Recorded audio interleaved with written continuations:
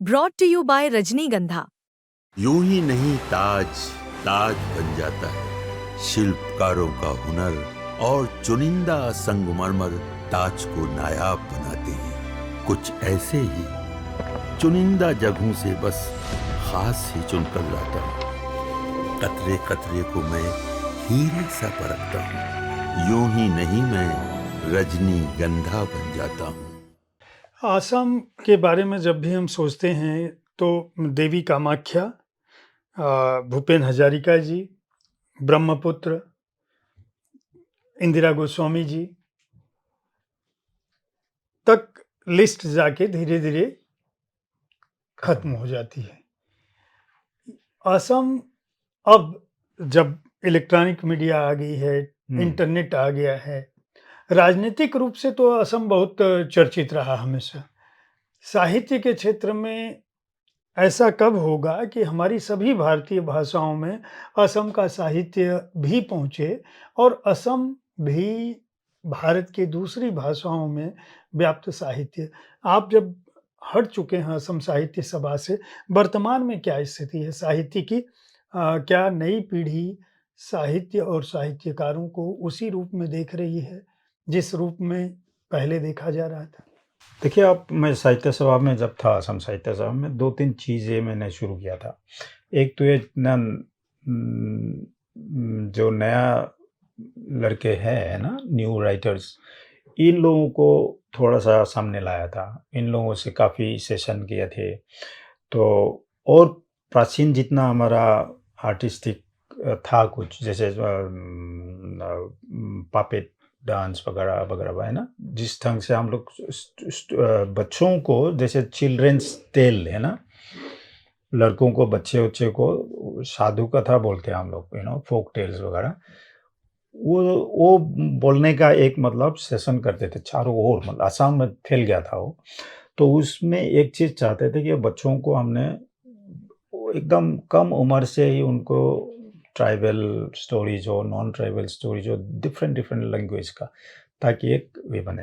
तो हमने इस ढंग के, जैसे कार्टून साहित्य के ऊपर हमने काफ़ी ये किया। देन भ्रमण साहित्य जानते होंगे आप, ये यात्रा वृतांत जी। तो ये भी करते थे, ताकि नया किस्म का नया क्षेत्रों में हमारा साहित्य आगे बढ़े। और जब क्लासिकल लैंग्वेज हो या ना शास्त्रीय भाषा में आसामीज़ को लाने के लिए हमने दो साल करीब एक साथ मिलके जो 394 पेज की डॉक्यूमेंट बनाए थे, उसको भेजे थे गवर्नमेंट ऑफ इंडिया, और उन लोगों ने साहित्य अकादमी भेजा। इसी ढंग से जो मिले थे हमको अवार्ड, है ना, क्लासिकल लैंग्वेज के हिसाब से असमिया को बाकी लैंग्वेज के साथ।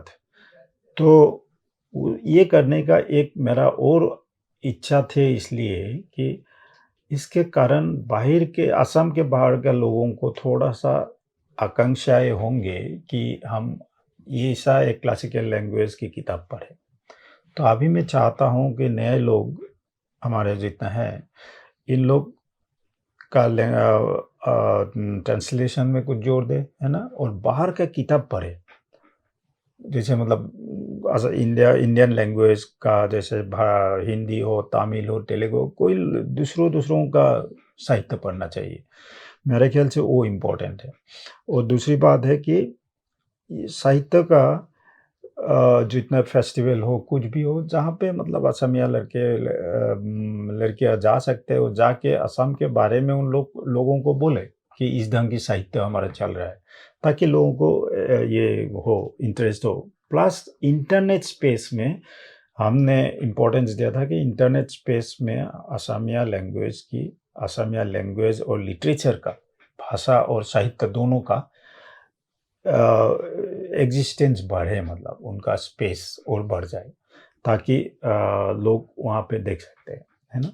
तो इस ढंग की थोड़ा सा कम करना पड़ेगा। इन दिनों आप क्या कर रहे हैं? एक तो ये आज तक मैं आऊँ, है ना, और मैं दूसरा इंस्टीट्यूट में पढ़ाता हूँ बहुत सालों से। तो नेशनल लॉ यूनिवर्सिटी के साथ भी मैं कनेक्टेड हूँ, उसका एडजंक्ट टीचर्स हूँ, ऐसे काम करता हूँ। बाकी अभी हम लोग सोच रहे हैं कि ट्रांसलेशन का कुछ कर सकेंगे क्या, है ना? वो थोड़ा-सा उसी काम में लग रहा हूँ और जितना न्यू एज बच्चे हैं, उन लोग का लिखने में, है ना? थोड़ा कुछ और आगे जाए और सोशल इश्यूज़ के ऊपर उन लोग लिखे, उसके ऊपर थोड़ा हम लोग